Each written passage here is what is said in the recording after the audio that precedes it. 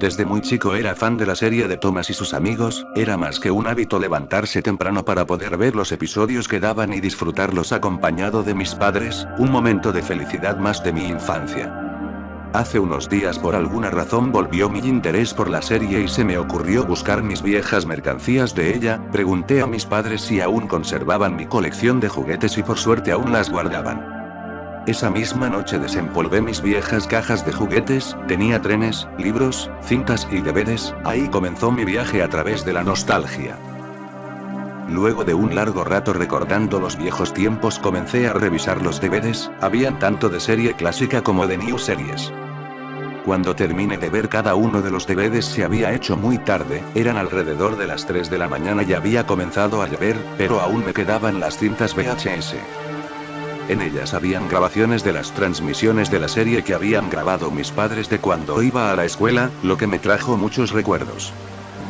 Una de esas cintas me llamó la atención, tenía escrito: transmisión nocturna, 6 de junio de 2006, eso me sorprendió, introduje la cinta en el reproductor y esperé a ver lo que contenía.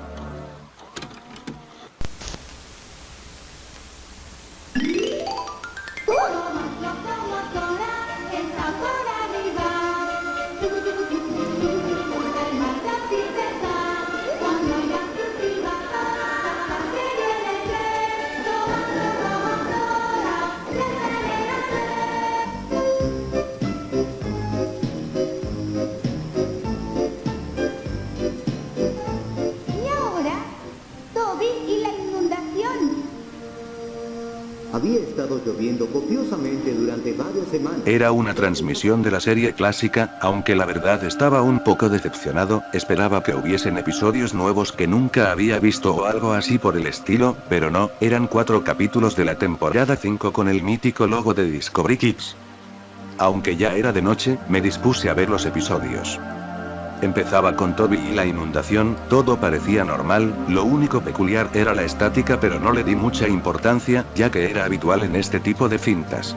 El episodio continúa como normalmente lo hace hasta que Harold llega a donde estaba Toby y se corta. De repente pasa al siguiente episodio. Supongo que fue un corte a propósito por la publicidad, aunque me pareció un poco curioso, ya que no pude ver cómo lo salvaban.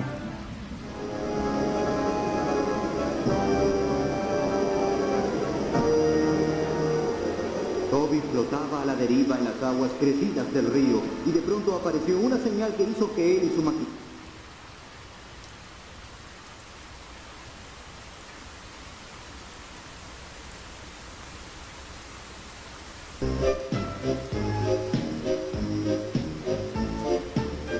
Y ahora, los fantasmas de Henry. La luna iluminaba la noche y Henry estaba trabajando.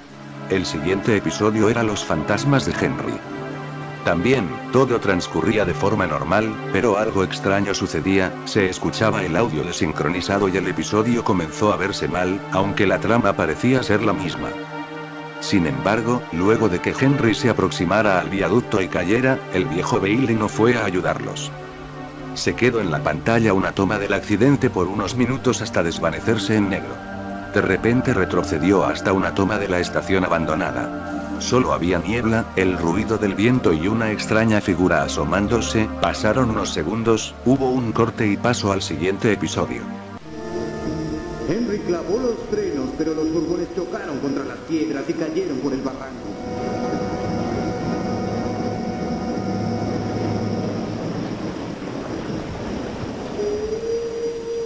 En ese momento, el maquinista de Henry vio algo extraño que se dirigía hacia ellos. ¿Qué es eso?, preguntó.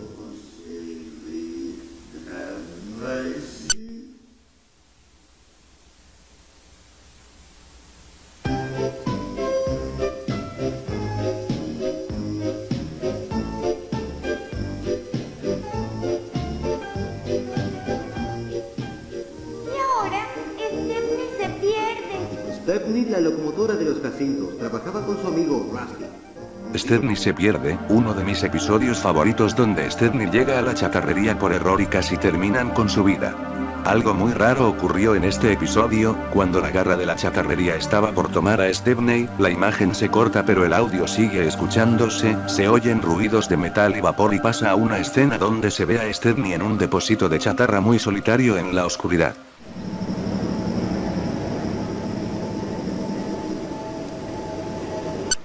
Adiós, Stepney.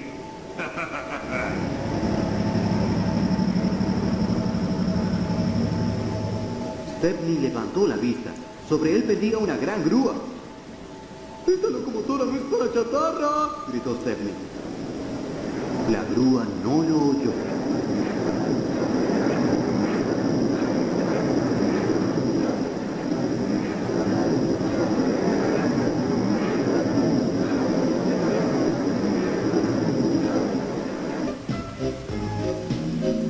En este punto estaba muy desconcertado con lo que había visto, estaba seguro de jamás haber visto algo así en Thomas y sus amigos, no sé si era por la tormenta o si me había sugestionado por el ambiente de los episodios, pero estaba bastante asustado, pero aún así quería ver cómo terminaba la cinta.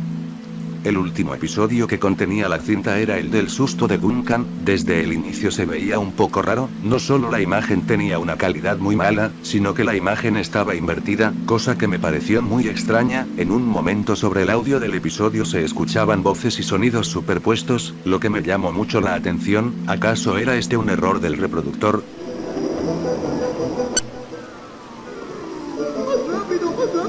Gritaban. Había un letrero que decía: disminuye la velocidad, curvas cerradas y barrancos, pero los tontos furgones no lo vieron. Luego fue muy tarde.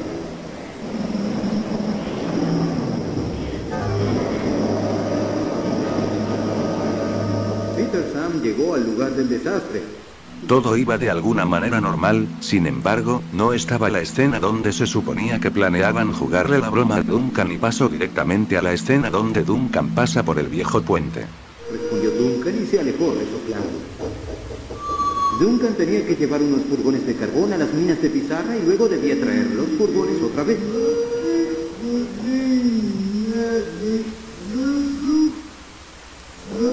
Puente encantado, qué tontería, resopló Duncan. Es dócil como un conejo mimado. De todos modos, seguía pensando en la historia que había contado Bart. Cuando comenzó a oscurecer, Duncan quiso irse. Si no nos vamos ahora, Scarloy ocupará mi lugar preferido en el cobertizo. No nos podemos ir hasta que no hayamos buscado todos los furgones, respondió el maquinista. Cuando se hizo de noche... Allí apareció el supuesto fantasma y se escuchó caer la roca, pero lo que en realidad cayó era la pequeña locomotora. Duncan, en estado de shock, permanecía sobre el puente, cuando de repente se vio la locomotora fantasma pasar por delante de él, reproduciendo mucha estática. La locomotora avanzó y Duncan parecía no poder moverse, se acercó a él y de la nada se cortó la luz en mi casa. Luego, más adelante, vio unas luces titilantes. El maquinista sabía que eran solo pequeños insectos que brillaban en la noche, pero a Duncan le pareció que era una locomotora. Luego, sin que Duncan se diera cuenta, el maquinista arrojó una piedra desde la cabina hacia el fondo del barranco. ¡Es el fantasma! ¡Quiero volver, por favor!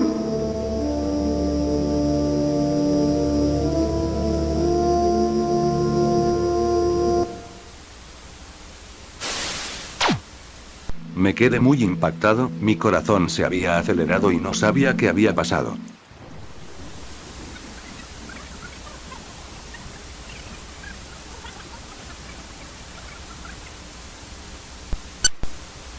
Cuando regresó la electricidad, una imagen muy extraña se había quedado en mi TV, había apagado el reproductor y desconectado la TV, pero la imagen terrorífica seguía ahí. Esta mostraba la cara de una locomotora que jamás había visto mirando fijamente a la pantalla con un texto en latín. Cuando lo traduje se me erizó la piel. Este decía: Alea iacta est, traducción: la suerte está echada, y algo que no había notado a ese momento era que la fecha, 6 de junio de 2006, formaba el número de la bestia 666, y para colmo, había reproducido la cinta a las 3 de la mañana, no sabía si era coincidencia o qué, pero me quedé paralizado. Espero no haber sido el único en presenciar esta extraña transmisión, no quiero parecer un loco, pero esa noche en verdad la pasé muy mal, tuve pesadillas respecto a lo que vi, terminé por regalar toda mi colección con el paso del tiempo y tiré de una vez por todas esa cinta maldita.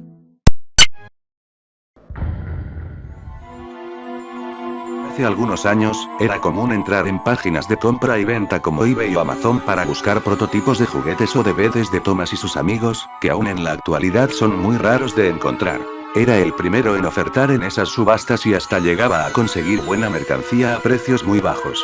Por fortuna así conseguí mucho material original utilizado en la serie, ya que en eBay se vendían tanto modelos como elementos o los llamados props utilizados en los escenarios originales de la serie. Una tarde me encontraba investigando publicaciones de venta en eBay, hasta que encontré una que me llamó mucho la atención.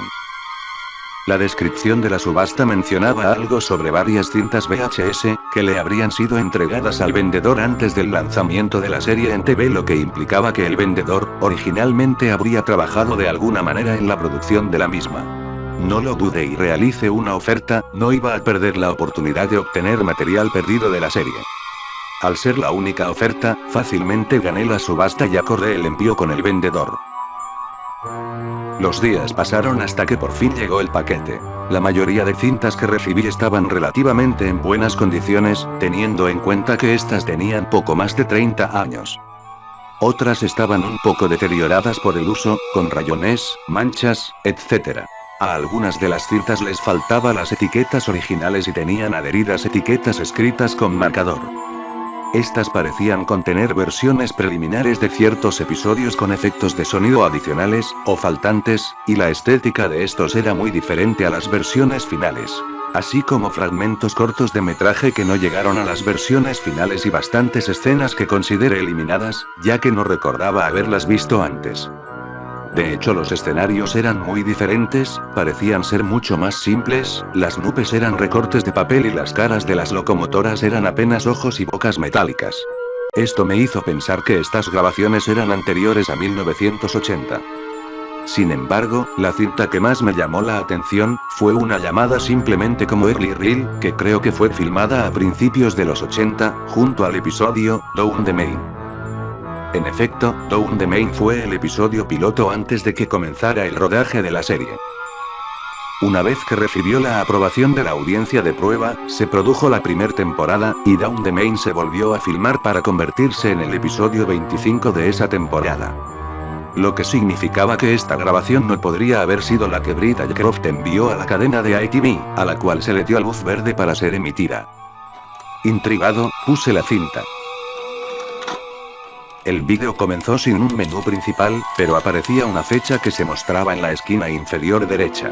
La misma apareció durante unos segundos, decía 5 de junio de 1981. 1981 fue el año en el que comenzó la filmación de la serie. Después de esto, apareció la introducción. Como esta fue una de las primeras grabaciones de Thomas en completarse, tenía sentido que la melodía de la intro, junto con las famosas escenas de Thomas resoplando junto al molino y deteniéndose en la estación de Farquhar, estaban ausentes. En cambio, se mostró una introducción relativamente simple, que solo mostraba el clásico logo de Thomas y sus amigos que se mostraba al final de cada episodio, en la mayoría de episodios de la serie clásica, con una instrumental que asumo fue compuesta antes de que Mike Colonel y Junior Campbell fueran contratados. Después de unos segundos, todo se oscureció. Ringo Starr no estaba presente como narrador.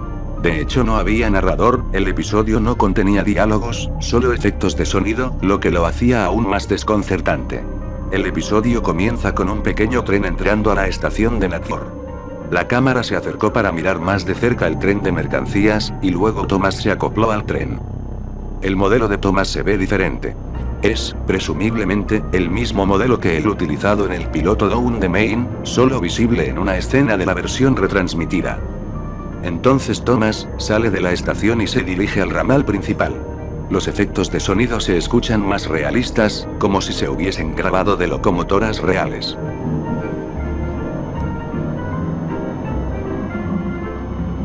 Más adelante, Thomas se encuentra con Percy. Ambos se saludan con su silbato, el cual suena muy diferente. Inmediatamente después de esto, Thomas es enviado por el ramal equivocado.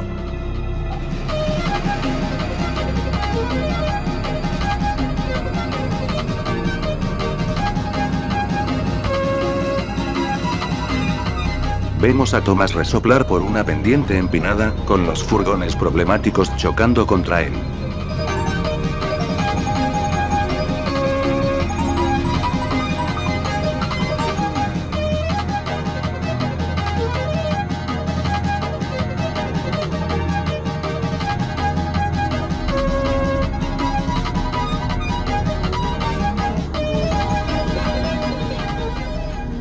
Más adelante había un cruce de vías, donde un vehículo que parecía ser Betty se había detenido. Pero Thomas iba tan rápido que no pudo detenerse y se estrelló contra él, provocando una gran explosión.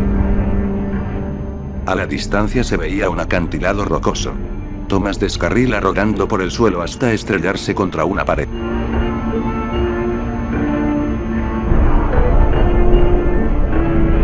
Se puede escuchar un sonido de explosión, mientras que Thomas resulta gravemente herido. Incluso peor que esto eran el par de voces masculinas que dejaban escapar gritos espeluznantes, que supongo, eran el maquinista y fogonero de Thomas, que murieron o resultaron gravemente heridos por el accidente. A medida que la escena se desvanece, la cámara enfoca a Thomas, quien había quedado muy dañado, mientras se reproduce una pieza musical bastante perturbadora. Sus ojos se habían desvanecido y su cara se estaba muy lastimada. La escena se corta con un texto que decía: material perdido. Se podía ver una locomotora oxidada con la forma de Thomas resoplando por un viaducto deteriorado. Apareció un texto decía no hay nada igual y debajo el logo de Thomas, junto a un aviso de copyright. Nuevamente apareció el texto de material perdido. La pantalla permaneció en negro durante unos segundos, hasta que lentamente, se desvaneció hasta mostrarse otra escena. Imágenes de la chatarrería y locomotoras desguazadas comenzaron a proyectarse. Y en una de las imágenes estaba el propio Thomas, apenas reconocible. Faltaban algunas de sus ruedas, le quitaron las varillas laterales y la poca pintura que había quedado en su carrocería en ruinas y llena de agujeros estaba casi completamente descolorida y oscurecida por el óxido.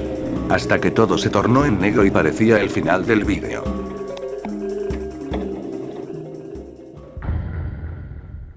Antes de que la cinta se desgastara, me comuniqué con Britt Ashcroft, ya que David Mitton había fallecido hacía varios años. Me dijo que tenía curiosidad por esa cinta, ya que había estado perdida durante más de 30 años. Ella misma me confirmó que David Mitton no participó en el episodio, pero que fue escrita por un asistente en Clearwater cuyo nombre había olvidado, pero creía que su apellido era Richmond. Algunos creían que era un viejo compañero de Mitton de sus años de estudiante de cine décadas atrás. Mitton habría resultado muy exitoso, mientras que Richmond fracasó en todo, lo que le generó mucha envidia y rencor. Richmond estaba seguro de que Mitton contribuyó en su fracaso y juró vengarse de él. Britt creía que Richmond creó este cortometraje con la intención de hacerlo pasar por obra de Mitton, en un intento de que lo despidieran como una forma de venganza. Le dije que había recibido la película en un montón de cintas antiguas y raras de Thomas, algunas de las cuales estaban fechadas antes del lanzamiento de la serie en 1984. Resultó que el vendedor de eBay se llamaba Richard Almond. Britt no estaba segura de si se trataba de este tipo Richmond, pero me dijo que me pusiera en contacto con ellas y encontraba más información. Vi la película nuevamente en busca de pistas. De hecho, me sorprendió ver que habían algunos secretos que no había notado antes. La gran estación se llamaba Richmond en vez de Natford. No estaba seguro de si se trataba de una coincidencia o no, pero decidí que me pondría en contacto con Britt Ashcroft una vez terminara de ver el episodio hasta el final. Llegué a la escena en la que Thomas se acopla a los furgones. Cuando vi más de cerca, pude distinguir marcas en el furgón más cercano a Thomas. Era un texto que decía LDM 160508. Intenté encontrar qué significaba esto, así que busqué internet sin tener mucho éxito. Hasta que buscando en la biografía de David Mitton me di cuenta de algo que me puso en shock. Mitton falleció el 16 de mayo de 2008, es decir, 160508. Me pregunté qué habría significado LDM, antes de darme cuenta de que el DM sería David Mitton. Y debido a la fecha de su muerte escrita en el furgón, la L probablemente habría representado late. El siguiente furgón tenía un mensaje aún más interesante. 100794 era el número escrito en él. Que resulta ser mi fecha de nacimiento. En el mismo furgón noté otra combinación de números. NOV23S3. Al principio me quedé perplejo antes de darme cuenta de que el libro 23, Historia 3 de The Railway Series se llama Escape. Era probable que cerca del final de la película sería la parte donde encontraría más secretos. Detuve la cinta y avancé fotograma a fotograma. Por una fracción de segundo vi un marco con un fondo negro y una fecha que decía 22 de septiembre de 2021. Varios segundos después hubo otro texto, diciendo el final es inevitable. No pude encontrar nada más, pero lo que tenía era suficiente. Traté de ponerme en contacto con Britt Ashcroft solo para descubrir que había dejado de usar su antiguo correo electrónico y no pude contactarme nuevamente.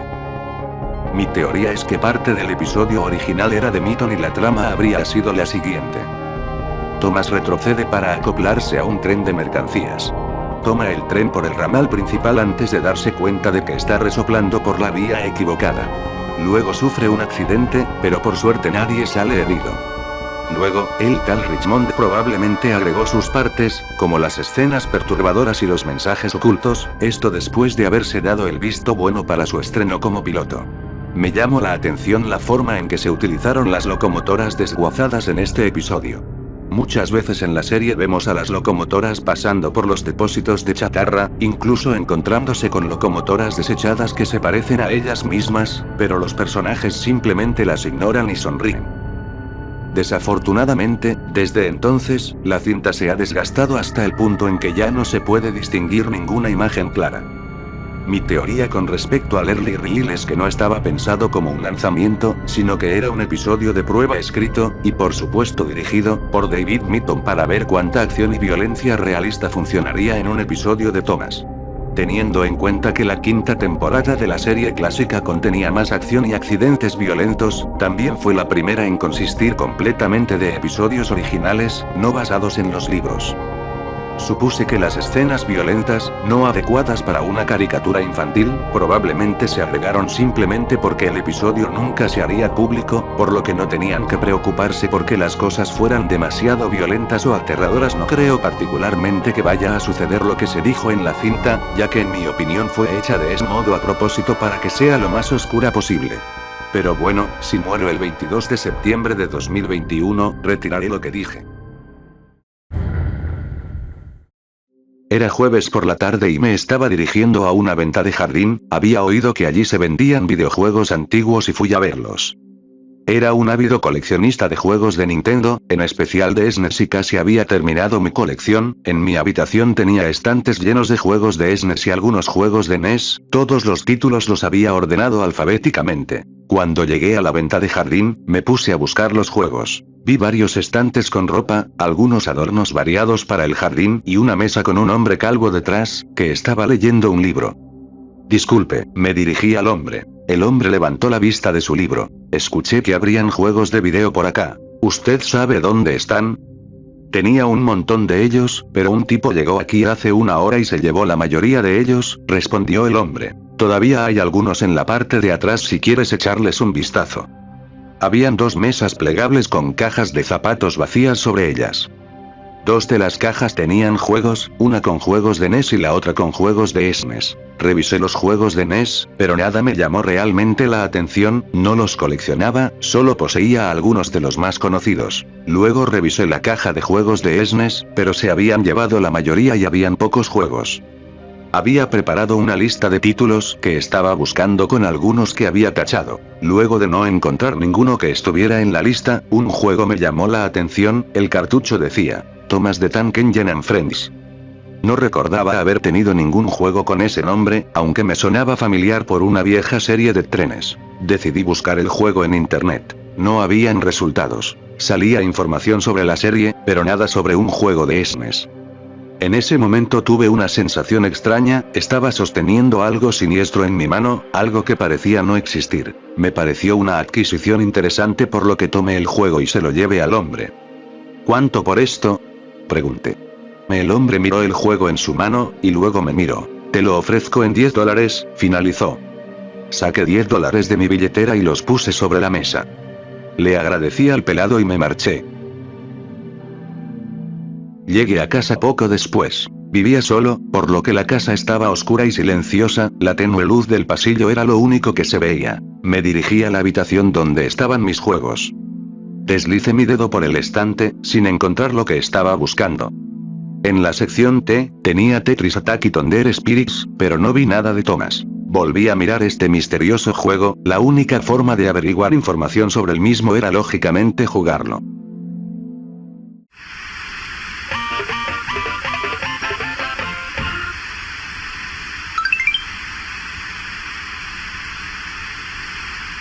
Encendí la consola y tan pronto como inició el juego, fui recibido por Thomas deslizándose en la pantalla.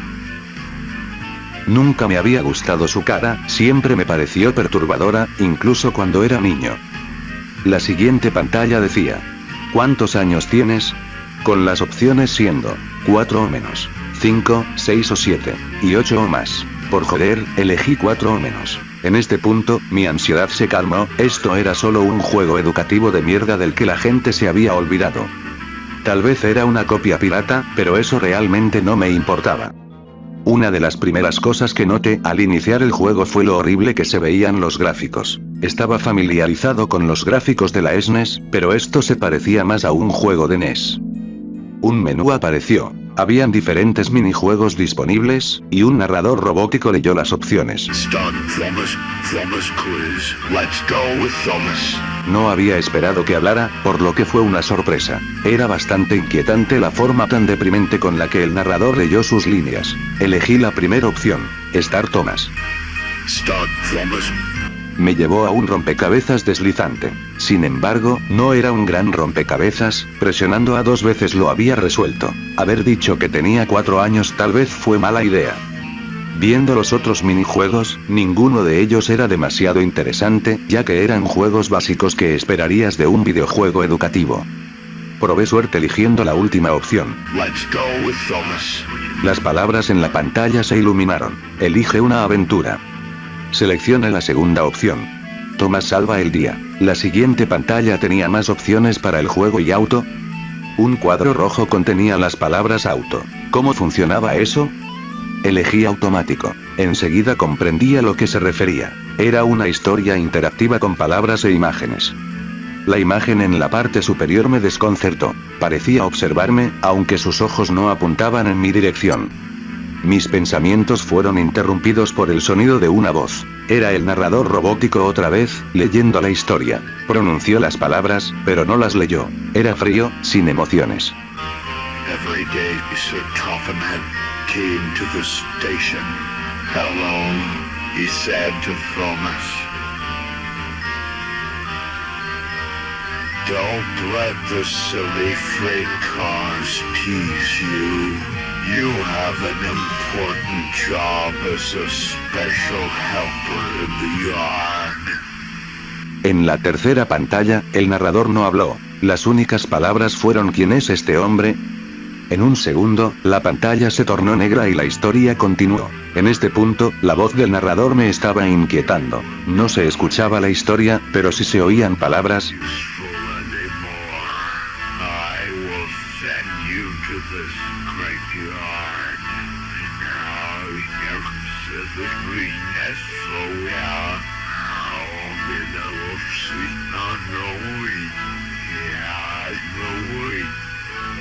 Luego hubo un silencio seguido por estática.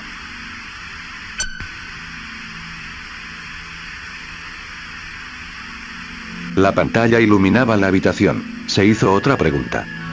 Volví a mirar al suelo porque no aguantaba más, me ardían mucho los ojos. La voz del narrador comenzó a torturar mi mente una vez más.